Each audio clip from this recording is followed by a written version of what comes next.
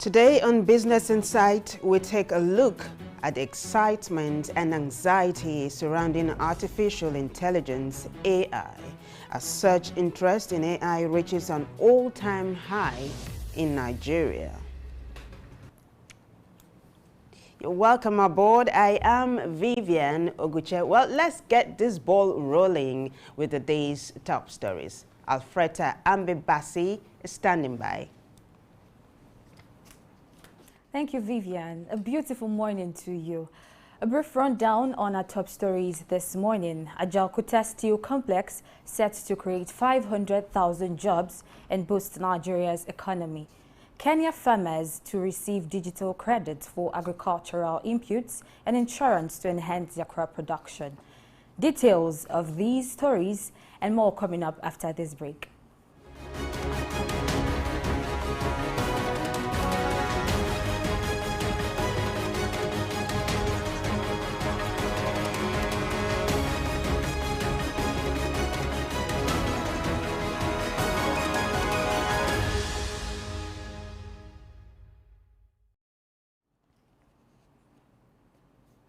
Thank you for staying with us. Nigeria's President Bola Tinubu says that the Jalkuta Steel Complex, initiated in 1979, is nearing completion and will employ 500,000 people as a free trade zone, generating $1.6 billion in revenue annually.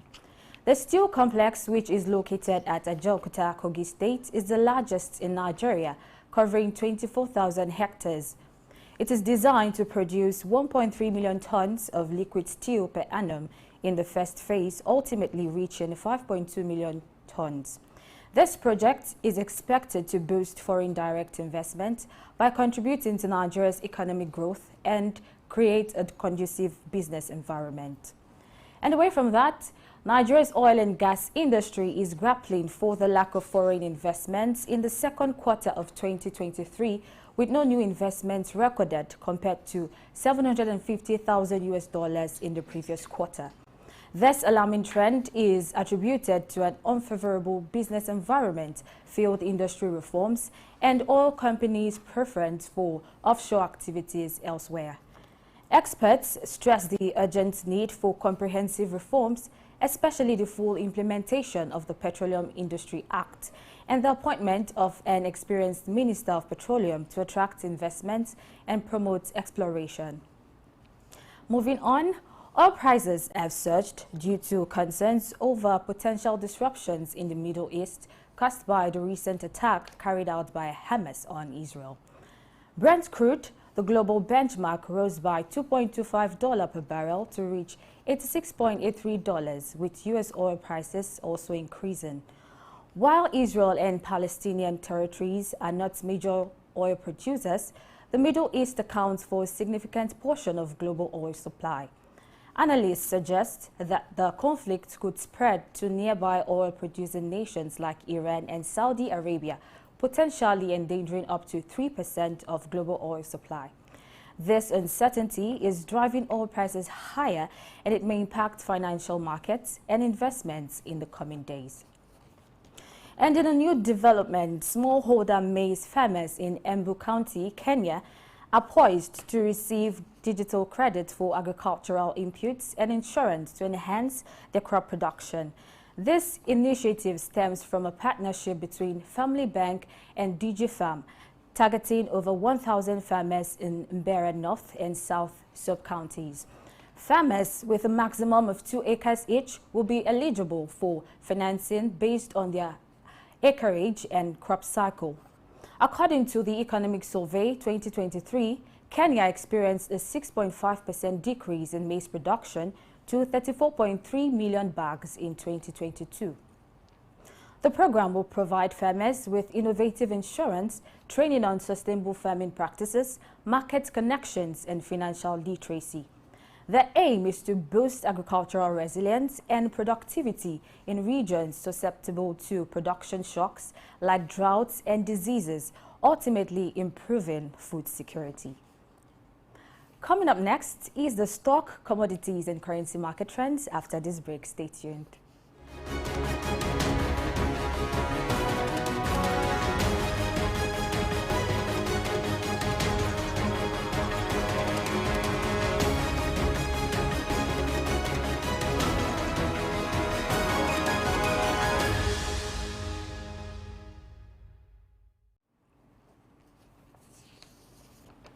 Welcome back.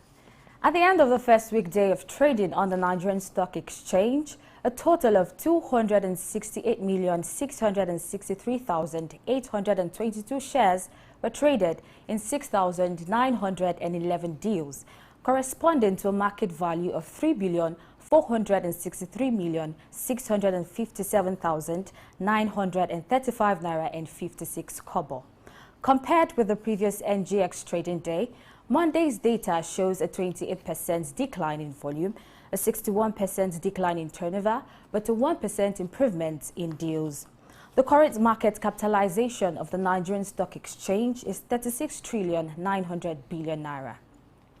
In the aggregate, 116 NGX listed equities participated in trading, ending with 26 gainers and 23 losers. Boa Cement led the gainers with 10% share price appreciation, closing at 103 naira and 40 kobo per share, followed by Consolidated Hallmark Insurance, Nigerian Breweries, and John Holt. On the losing side, Prestige Assurance Company came out last with an end-of-day price depreciation of 10% at 45 kobo per share, followed by FTN Cocoa Processors, Nimeth International Pharma, and Sovereign Trust Insurance. Associated Boss Company recorded the highest volume of 29.3 million traded shares, followed by Access Holdings, Wendo, and United Bank for Africa. And moving on, at the end of the last weekday of trading on the Uganda Securities Exchange, USE, a total of 2,627,387 shares, corresponding to a market value of 81,566,251 Ugandan shillings, were traded. The current market capitalization of the Uganda Securities Exchange is 16.1 trillion Ugandan shillings. In the aggregate, 6 USE listed equities participated in trading, ending with 6 gainers and 2 losers. East African Breweries led the gainers with 6.13% share price appreciation, closing at 3,312.49 Ugandan shillings per share, followed by Equity Bank, Jubilee Holdings, and KCB Group. The 2 losers on the day were Bank of Baroda Uganda and Centum Investment. Bank of Baroda Uganda recorded the highest volume of 1,840,000 traded shares, followed by Stanbic Bank Uganda, MTN Uganda, and Umeme. And in the commodity market, wheat is being traded at 572.25 US cents. Gold is trading at 1,849.61 US dollars. Silver at 21.75 US dollars. Copper is being traded at 3.64 US dollars and Brent crude at 87.62 US dollars. And in the parallel market, the US dollar is being bought at 1,000 naira and sold for 1,008 naira. The British pound is purchased at 1,250 naira and sold for 1,260 naira, while the euro exchanges between 1,014 to 1,050 naira. It's a wrap on business news this morning. I am Ofrata Ambe Basi. Viviano Guche is seated pretty and ready to take you on the next segment of Business Insight. Stay with us.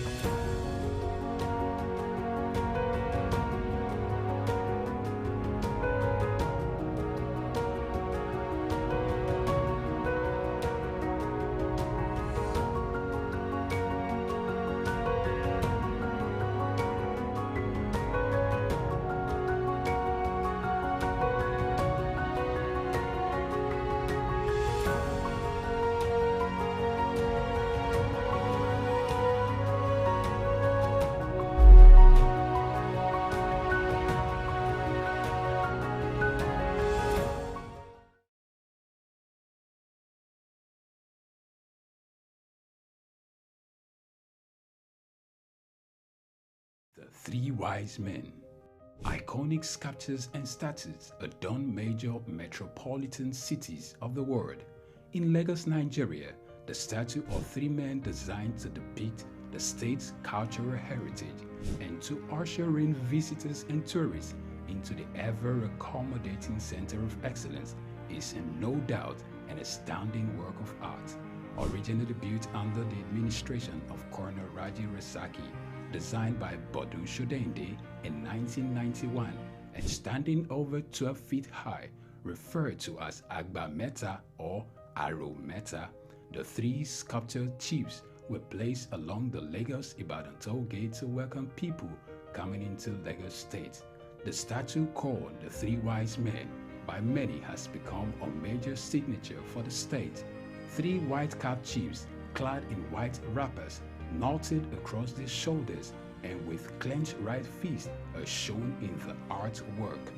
The images fascinate and create impressions in the minds of visitors coming into the state, captivating the attention of visitors who look with keen interest, pondering on the messages which the posture of the engraved images signifies. The Three Wise Men has been relocated thrice from its original position at Ojodu Berger end of Lagos-Ibadan Expressway to Magodo area before its final relocation to its present site at Olowopopo Drive. The sculpture has suffered severe damages over the years and renovated.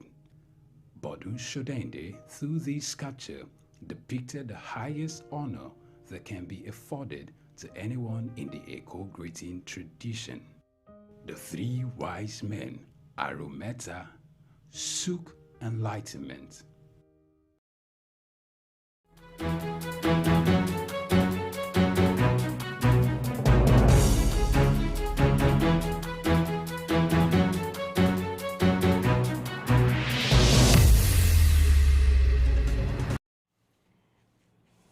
Well, it's good to have you back. So the use of artificial intelligence has become almost a permanent fixture in our lives. I mean, from smartphones to chatbots, AI is everywhere, right? And this AI-driven analytics is changing the landscape of businesses in Nigeria.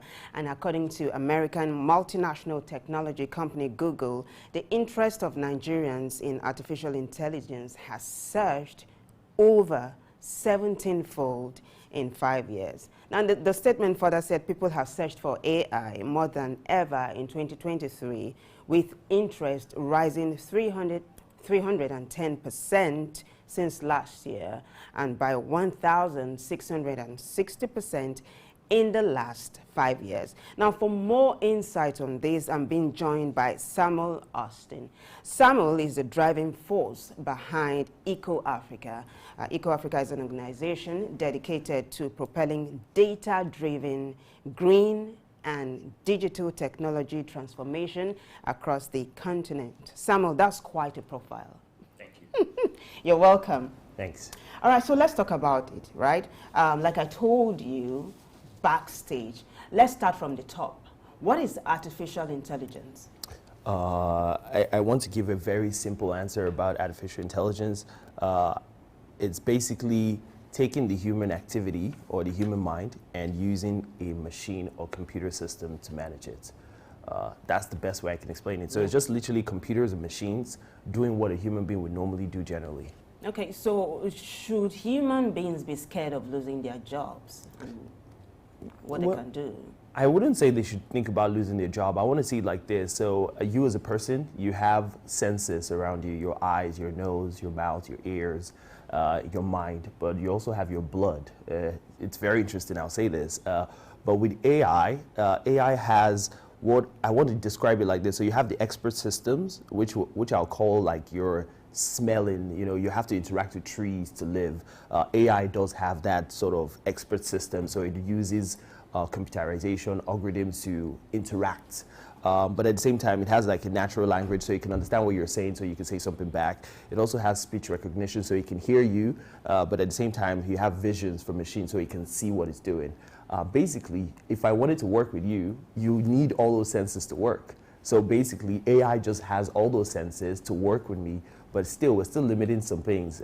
Intuition, spirituality, the AI does not have that. So basically, you can't take everything away from humans as much as they're so afraid of, but actually it will just enhance our productivity. Not only productivity, it will just enhance the way that we consume things from other people. Normally, right now, we're so dependent on human beings, to be honest, to get things done. Honestly, I feel you can see kids now using more of their computers than going to their parents to ask for questions. But is that a good thing? I think like we need more expansion of information spreading and expansion of getting things done faster. If we take one that's very, very important at the time, a lot of people are really focused on just doing their jobs to get money and forgetting the fact that as you're getting money, you're also living on the earth that can also just blow up one day because of climate action. And so AI can help us to do that. So instead of just thinking about it from a place of jobs anymore, you now have people just thinking about it from a place of how can we use computers to make our lives even better and more efficient. So I think that's the best way people should look at it than thinking of the fact that it would take away jobs. It will take away some jobs, but it's just the same way like bankers counting cash for you before, and they brought the counting machine. It doesn't take away their job fully, it just enhances the job to do things better. So I would like to say that people should remove their mind away from the fear of, oh, you know what, AI is going to take away my job, to start to look at it that how can I learn the way that my job can be more enhanced with AI. Fantastic. So the focus of the show today is going to be on the impact of AI on businesses in Nigeria. But there's a question that leads up to that. Let's talk about the history and evolution of AI. Has it improved over time? Oh, yes. I grew up in Manchester. And Manchester is where the first guy who created machine system was born, Alan Turing. He has a very interesting story. And he started in the, let's say, 1940s, 1950s. So we're not even long. I used to say to people that the word even data only started in the 16th century. Before 16th century, there was nothing like data, because the only way you can have data is if you're transmitting something from one place to another. We didn't used to transmit things from one place to another. If you even wanted to read the Bible, you have to go to a temple and wait for them to open the scroll. So data transmission only started in the 16th century. But in 1950, Alan Turing decided that, you know what, we're going to create a machine. And this came out of war. If you've watched the movie Enigma, you would see the whole idea of how we created that machine. But that's where AI started from. The idea, like I said, AI is just an idea that a machine can take different things. It can hear you, it can see you, it can talk to you. It's just using that sort of machine and computers to do things. And from 1940s, we saw in the 2000s that machine learning, which is the component of AI, so the machine learning and then the algorithm forms AI. In 2000, it became more prevalent because why? We started to have digital data. Now, you remember I said that data could be transmitted from one place to the other, and it could just be done from saying, here's I can take a bird, put a note in it, and send the bird to come and give you a message. But the moment we made data digital, which is the first website in 1990, was IMDb. I don't know if you know that one. The one where you watch all the movie, you can see movies, and IMDb was the first digital data platform. And so when it started in 2000, they then had data to be able to create AI now. Because as they were uploading the movies, the name of the movie person, the name of all of that data was now becoming digital. Because normally I would write it on a paper and I'll give it to you. As soon as it became digital, we now had a way to have data-driven availability. We had a more of a digital world. But the most important one that started happening was in 2000. In 2000, a new era of AI started. We started to have more of the computer listening to us because everybody started to have cell phones. And so even your cell phone was listening to you. So that some people will say, when I go on my phone was showing me on social media what I was saying. Yes, because your phone is now listening. Not only is your phone listening, you're carrying it everywhere. Normally before, a computer would sit in one location. Now you have a computer on your hand. So in 2000, AI started to become more smarter because we now started to use the natural language thing like Siri. Hey Siri, tell me where I'm going. We started to use vision. Camera phones everywhere. So people were doing live videos, all of that was enhancing AI. But not only that, we then saw the era of robotics. And so right now, let's say from the year 2020 when ChatGPT launched, big up to ChatGPT, that just transformed everything because now people were not just able to say, I don't know how to use the AI. AI now became a tool that you can use with the ChatGPT system. And I want to say this out here. All the data that every human being has ever put online, even if it's you wrote a comment on a chat, you sent a message to someone, the internet has been learning it. You know, the funny one, and I know we'll come to this about Africa and Nigeria, but most of the data that has formed AI right now is the Western data. Because they were the ones using the computers first. They was the one chatting, messaging themselves. You know, I don't even want to go into the army of America, but all the codes, all the way that they were, all of that, the AI was learning it. Because you can be in Afghanistan as a soldier for America, and you're still using the internet to connect. And so the internet, you can't. It's funny to say you can't remove what is already on the internet. It's I don't know how you can delete. You can't delete the internet. It's like saying you want to delete electricity. So it's already it's here to stay. It's here to live. But history has brought us to this part that from ChatGPT now we're looking into a future of many industries now embracing AI, healthcare, agriculture, all of that. We're seeing that happening very, very largely today. Fantastic. There's something you said when you were talking. You said big ups to ChatGPT. Yes. I'm going to take you up on that. But first, let me introduce my guest who joins us virtually. He is the Chief Economist, Streetnomics Limited. His name is Gospel Obele. Gospel, thank you so much for joining us today. Thank you for having me. Good morning. All right, now, so we've been talking about what artificial intelligence can do for businesses in Nigeria. I don't know if you listen to what Samuel has been saying. So this is my question to you, right? My first question. What are the things that businesses in Nigeria can do to leverage on artificial intelligence positively? Yes, thank you so much for having me, and great submission also by Samuel. Really, really interesting narratives on how AI has evolved, in our time. For me, from a train of thought in terms of dealing and engaging with businesses in Nigeria, in terms of adopting AI, we first need to step backwards and ask ourselves, what are the cultural ideologies or the values we need to adopt when it comes to using data and affiliating with technology. So on the upside, we are very technology savvy people, at least from the 18 to 25 to 40 age ranges relatively, but the big ticket issue is we are also not very inquisitive and very interrogating when it comes to best use of data, and there's just a very thin line between AI and best use of data, and many corporates do not even have an internal data policy or data protection policy, or they're not driving towards a positive end use of data, which would yield to, proper onboarding of the AI, So, and that again will now lead to the next phase of question in terms of how much learning do we have out there available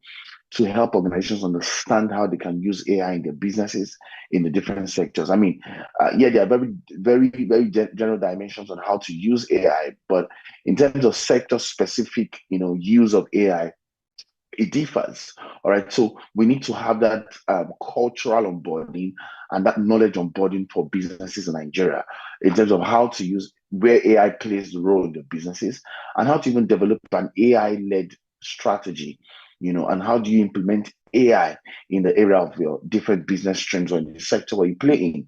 And much more importantly, how can AI enable improved or increased conversion for businesses, especially nano and small or nano and micro businesses in Nigeria.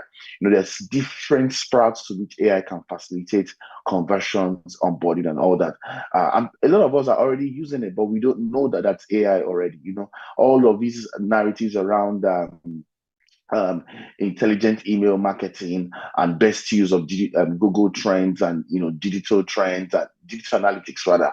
By the time you infuse all those things properly into a proper strategy onboarding for the organization, then you're already tilting into best use of AI as well. All right. So it's just basically amplifying what we're already doing, but ensuring there's a strong cultural and knowledge base to help more than enough businesses take off. All right. So I mean, a lot of banks are already using these chat boxes and all that. So yes, those are early stage uses of AI, but there's a whole lot more, customer intelligence, KYC, process improvement, checks, and all of these things. A lot of our banking processes and businesses can be properly woven into a system of best use of technology and intelligence to deliver best solutions for our clients and other B2B or B2C engagements that we facilitate. So yes, but I first of all want to take off from cultural onboarding and knowledge onboarding. Once we have those two correctly done, then it's a lot easier for us to begin to onboard on the strategy and implementation end.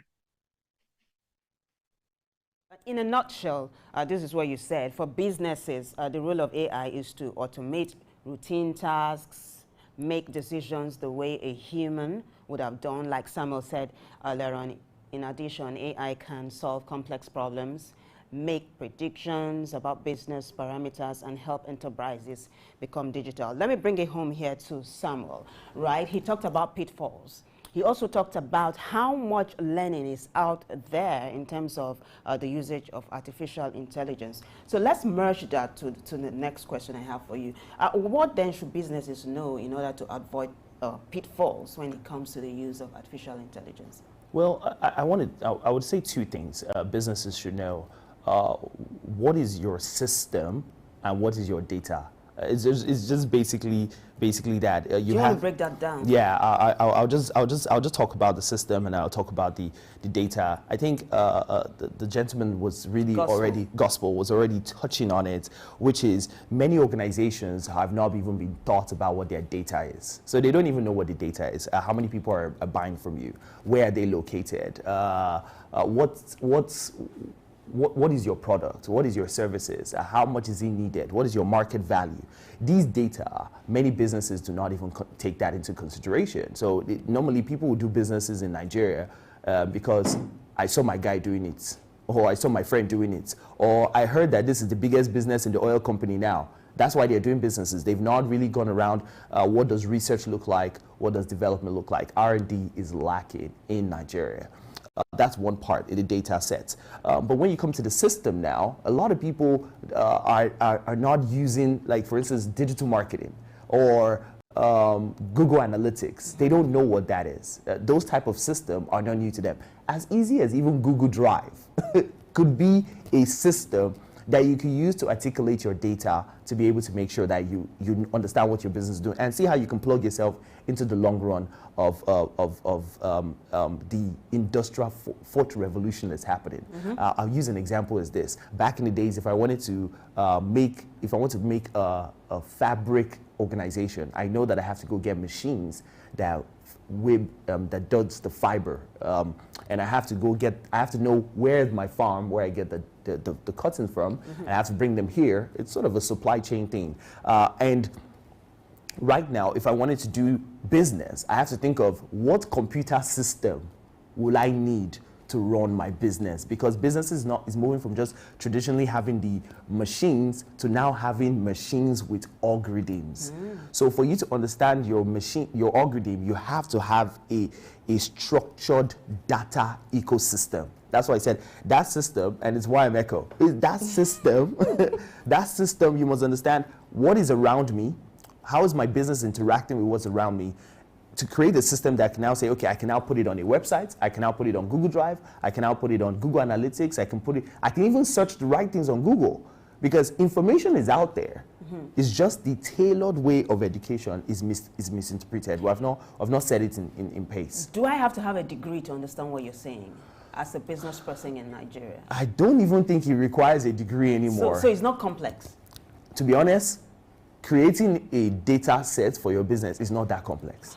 It's really not that complex. It's just the fact that we've not started to educate our people. And I love the fact that Mr. Gospel mentioned cultural. We've not started to tell our people. And are we even ready? That's another thing. Do you think we're ready?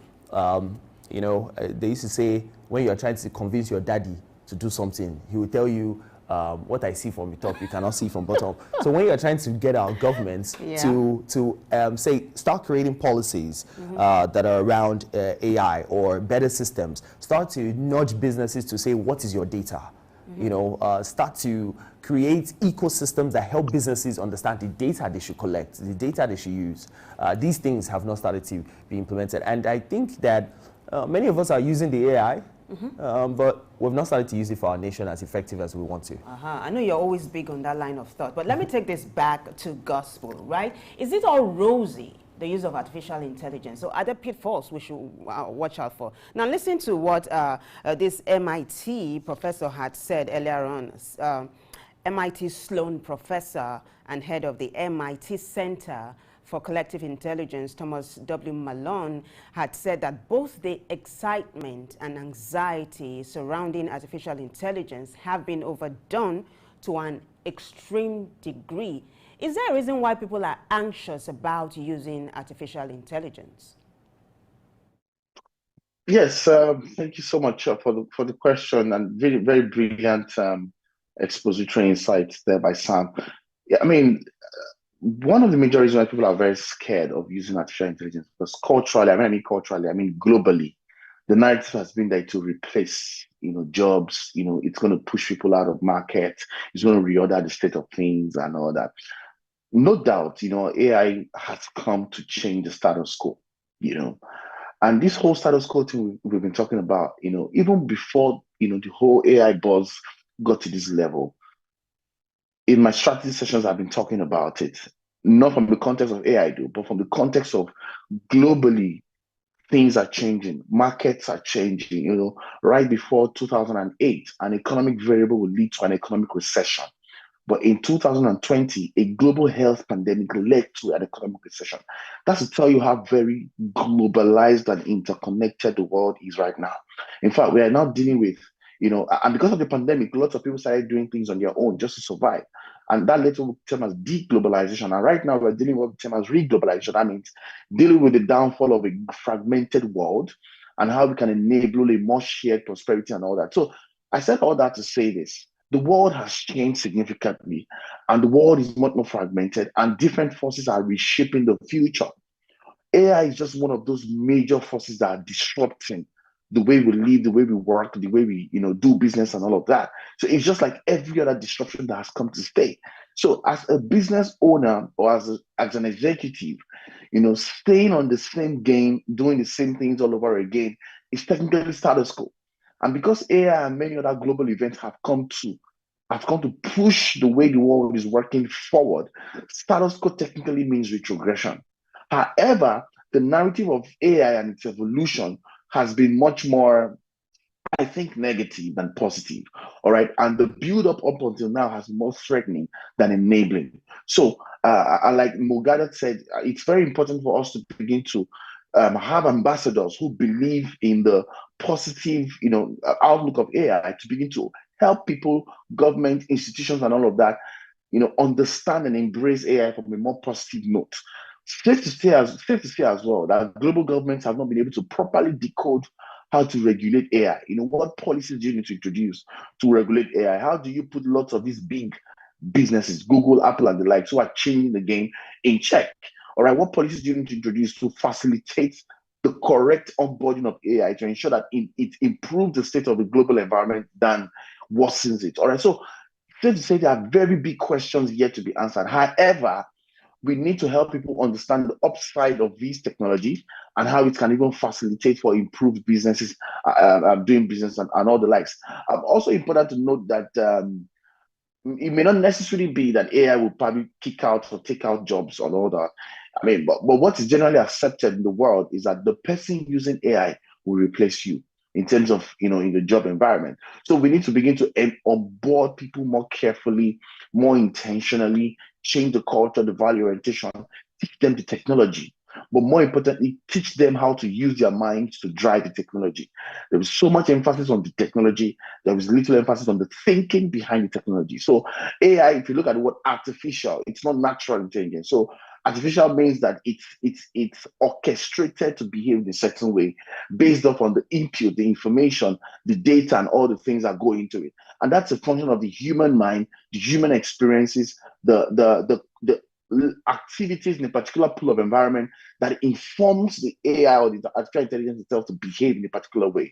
All right. So the thinking that drives technology is also very critical to us, enabling the possible outlook of AI. Those are just my submission for now.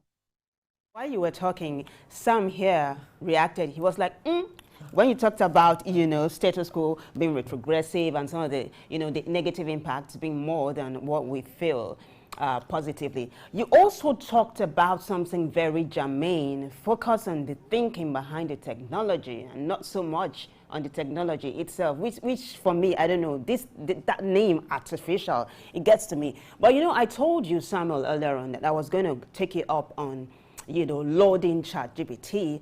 I want us to tie that to your reaction to what Gospel just said as regards more negativity than positivity. Oh yeah, as soon as ChatGPT came out, and I love that question, as soon as ChatGPT came out, the first thing they started to talk about was education. Education is outdated, universities must change. Universities in New Zealand were like, you have to come and pitch your assignments because students were using it. So they only just saw the fact that it was used for educational system. But businesses have used that to write business plans. Some people have used ChatGPT to write their business plan and got investment now. Some people have been able to use ChatGPT to understand complex things in writing it. Some people cannot speak English properly. And using ChatGPT, when they put in their broken English, or however you put it, into ChatGPT, ChatGPT converts it into clean English language. Some people have used ChatGPT to get jobs. They couldn't write a proper CV before. ChatGPT is helping them write better CVs. So what happens if the person is employed and then is the thinking is ChatGPT, the employer thinks is employing, and not the person who is not really qualified for the job? And this is why across board, we must change the cultural way that we're looking at it. We must look at the way, and I love what Gospel said about the government creating policies that enhances this. One thing I want to say is that if we look at businesses in Nigeria at the moment and across Africa, some of them don't even have websites. So how is ChatGPT going to even learn about you? If we look at the context of globally, Africa has no data to even empower even the AI itself. So we need to start doing more. We need to start getting businesses to create websites. Even just have a website. Your website is on the internet, and the internet is capturing your texts, is capturing the words that it's saying over there, and is forming a persona of Africa. Right now, what we have at the persona of Africa is coming from the Western world. It's coming from the BBC documentary that they uploaded on the internet, and we don't have real data structures of Africa. So I think that if I was even speaking to the government, I was saying to them, you need to set up policies that allow data structures to be collected. For instance, take Lagos, for instance. How many businesses have websites in Lagos? And you need to start getting businesses to say, for you to even be verified as a business in Lagos, you have to have a website. You have to have this. You have to have, because that enables AI to know that, okay, if I want to talk about Lagos, I know that this and this and this is in Lagos, and it gives us a better use of AI. Now, just to even add on top of that, let's not just even focus on ChatGPTs. Let's just focus on even some sectors that has actually seen, for instance, COVID-19 that happened in 2020. South Africa was able to predict where COVID-19 was happening the most using AI. That's an African country. We look at finance. When we're talking about economics now, I love Gospel mentioned about, the recession. Now we can actually have economics done from complete information and no error, so that we don't have economics that's happening the way it is. Because normally we actually set prices of things based on supply and demand. But actually, AI can help us to not do it from supply and demand anymore. It can actually have us have personalized pricing based on who you are. Imagine that AI was able to help me go to a particular place and I can buy things lesser because of my value in the system. Maybe I'm not earning enough. All those kind of things that we normally would do before by ourselves, by government saying, okay, we're giving palliatives to you because you'll be able to buy this thing on a discount rate. Or now AI can do that for a whole economics. Now imagine the government of Nigeria saying, you know what, we're going to use AI and match it to e-Naira. Wow. Just the grand scheme of the businesses that it will take as case studies to do that would be brilliant. It will change sectors. Let's go to manufacturing. We are talking about manufacturing in Nigeria now. We don't even have to set one person as the CEO of manufacturing. We can decide this is the manufacturing we want to do. We're using AI to do all of it. We have poultries in Nigeria right now using machines. They just have the eggs that are coming out of the chicken, is going to a particular place, is boxing it, is shipping it. We can do that in Nigeria. Let's go to transportation. We have trains now. Why don't we use AI for the trains? Why don't we start getting data Because when you start to put machines to learn things, before over time, the machine can tell you that, okay, the train that's been used in Lagos now, this is the amount of populations entering, this is the amount of things that are happening. You can now make a better train like this. You are allowing the machine to learn what we're already putting on ground, but it's setting up a future where this industrial 4th revolution is coming to life. What are the infrastructures needed for stuff like this? You just need data and system. Okay. So we already have systems functioning. The problem we're not doing is that we're not making those systems into an ecosystem where you can actually extract data. So for instance, the train exists, but if we said, okay, how many people are entering the train? Where are they coming from? Why? The only way you can do that is, let's develop a website that people can book their train instantly. The moment you're doing that, you are collecting data. And that data set now can be given to a machine to say, learn the people that are buying train tickets online, and learn the people that are buying tickets from coming to the train station. You're able to optimize now, saying, okay, if people are coming to the train station and it's getting crowded, then we need to nudge people more to using the online system. These things are able to help us understand how to make things more efficient and even how to help make things more productive. I want to put numbers to it. It is predicted that AI will contribute about $15 trillion to GDP. And it comes from two things. One, it comes from consumption and it comes from production. You're looking at how many years from now? Oh, but no, it's not even far. Because if you look at what ChatGPT did in 1 year, it went billions. It didn't go, it was going to, we're talking 500 billion and upward. So if one AI machine can form billions in 1 year, imagine the new AIs that are coming out already. I'm thinking the next one that will come out will be in insurance. I'm very, very sure of predicting it that it's going to be insurance, because you'll be able to say, why am I getting the same insurance in Lagos to insurance in Delta?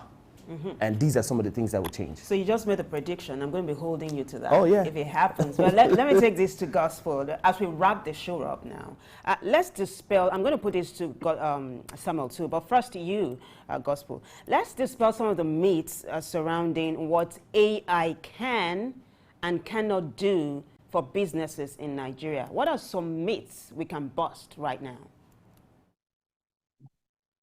Sorry, help me understand the question again. Okay, you know, there are myths surrounding what AI can do and what it can't do. Like, can AI do everything? What are the things people are putting out there that AI can do that it can't do? Let's try to educate businesses so that they don't fall into these pitfalls. Well, I mean, safe to say, AI can do many things. You know, there is no limit to what it can do based upon its design, the data it has to apply. That's why it's multi-sectoral in its approach, in its thinking and all that. But there's some things AI can't do for you. AI is still AI, it's not human, all right? So AI still doesn't have that emotion. AI still doesn't have that, it can help you think your strategy for you. You know, something that can help you stand out in a crowded market, how you penetrate market. It can enable or assist the thought process. But the originality and the sound strategic thinking that comes from the human mind, that makes us humans and not AI, all right, is still very much distinct. And you're going to see very clearly, you know, when people who really, really activate the function of their mind into the process of doing business, and when you just go all out AI, you know, all right. So, and it's also affecting the quality of our young graduates right now and young people. Yeah, it's a very fantastic thing to know how to use. But realize all that the quality of individual thinking, the quality of individual input, the quality, I mean, at some levels of governance, decision making, and all of that, it's the quality of your mind that matters. All right. Every other thing else is an enabler. All right. So AI cannot think for you when it comes to some very, very ground decisions you need to make, in as much as it can enable the thought process. Another bit I also think that is a myth that needs to be debunked is that we shouldn't take it seriously. You know, it's just one of those buzz around, you know. So the truth is we need to teach people how to get on board with technology and how it applies in the different areas and space of life, and how to position the outlook more positively. You know, there's just so many things around. It's all negative and it cannot facilitate anything positive. It will take your jobs from you. It may take jobs from people, but I see it as taking jobs from people who are not prepared for the next evolution. I don't know if you get. So, I mean, like I mentioned earlier on, the people using AI are the ones who will take your jobs from you, not the AI itself, you know, as the case may be. So you need to get more people on board without understanding. And so some sectors, by the way Africa is designed, they are still lagged behind or either driven heavily by interest. So it's going to take a lot of time for AI to be onboarded. So, for instance, oil and gas, logistics and transportation, those sectors in Nigeria are heavily driven by vested interest. So, if you are a business rolling into these sectors, you need to understand the pace of evolution and acceptance of AI in your sector, so that you can also be realistic early enough to know where to draw the divide, all right, and to know where to also use innovation of AI or innovation provided by AI to advance your cause, even in the midst of vested interest. So it's very different moving parts that, like Sam said, education is at the center of how we onboard and how we make the most of it. And we are really, really on the edge, because poor onboarding will lead to more chaos. Right onboarding will lead to more growth and prosperity in a very quick time. Very well said. Thank you so much, Gospel Obele. Gospel Obele is the Chief Economist, Streetnomics Limited. Thank you. We do hope when we call on you again, you will answer us. And do have a good day, Gospel. All right, so I'll bring it back home to you. Thank you for having Samuel. Yes, as we wrap this up. Briefly, yeah, I would like for you to react to what he said, but also I told you earlier on I was going to ask you specifically to bust some of these myths surrounding what AI can and cannot do. Okay. So I've said it already from the beginning. AI is like a human, but without blood or the spirits. If I wanted to have a conversation with someone about a business, it depends on the level that they're in, and I speak to them about it. They tell me strategies, solutions to things, and we work on it together. AI would do better. AI would not have errors. It would have more information. We can't think as fast. Even though our brain has that capacity, we've not reached that capacity. That's why we're now giving artificial intelligence to say, take all our data, give me back something. So definitely, I want to just drill it down to 3 things that are mostly the fear. And I'll speak from a technical level because Mr. Gospel just spoke from a ground level. Everybody, don't be afraid of it. Use it. Let's sensitize more people to use it. Don't be afraid of losing your jobs, which are basically the things for a normal everyday person. But let's go to the higher level. 3 things: privacy, security, and the misuse of it. You can actually misuse AI. Literally, if we put the whole of Nigeria on AI, somebody can hack into Nigeria and scatter our economy because it's still hackable. It's a code, it's a system. It can be hacked. So it can be misused. It can be misused to say, okay, if we upload all our data in it, it's a fear. You can say, if we upload all our data in it, this thing, somebody from America can just hack into the AI of Nigeria and shut us down. It depends. Security, how much are we protecting the integrations that we're integrating? Because AI is about integration. We need to say, okay, your ChatGPT, now what ChatGPT has done is, it has just integrated all the data that is online. I was listening to a professor talk about it, and he said, ChatGPT is just data from all social media. And because when you're interacting on social media, computer is learning that this person said, how are you doing today? So it's chatting to you the way it has learned how human beings have been chatting for the past, how many years have we have social media now? More than 12 years? So it has learned communication, and now it's using that. So we need to create systems like that are integrated, but focus more on our continents, more tailored to what we want to bring out of Africa. For instance, one of the most important things we need to look at in Africa is sustainable technology. I said this before. Our resources has been depleted and stolen for years, and that is what has destroyed our economy. If we look at the numbers that they steal from Africa yearly, billions of dollars, why don't we just use AI to curb that one first? Saying every integration of mining or removing things in supply chain from Africa, all put now on AI. The data must be put on AI. Why? What the machine will learn, it will learn that whole system. But let me just end it here. Yeah. Privacy. What should be put there, what should not be put there, whose name should be put there, who should be in charge of things. These are some of the 3 ways. So I'll reiterate that again. Privacy, security, and misuse of AI is the fear, but there are ways that we can mitigate it. And if we don't start now, we lose for the coming future, where Africa should be standing in the forefront of AI. We're now standing in the backbone again and saying we don't know what it's doing.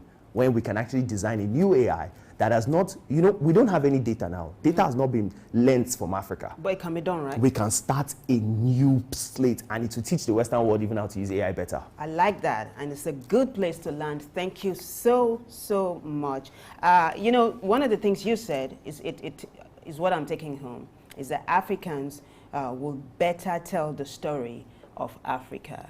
And also one of the things Gospel had said was that artificial intelligence does not have emotional intelligence. So it's not Uhuru. Well, that's our show for today. Thank you so much, Samuel Austin. Samuel, like I said earlier on, is the driving force behind Echo Africa, and it is an organization dedicated to propelling data-driven, green, and digital economy transformation across the continent. I am Vivian Oguche, and if you did have fun, why don't you keep it again with us? Same time, same station. Until then, have yourself a very beautiful day. Bye for now.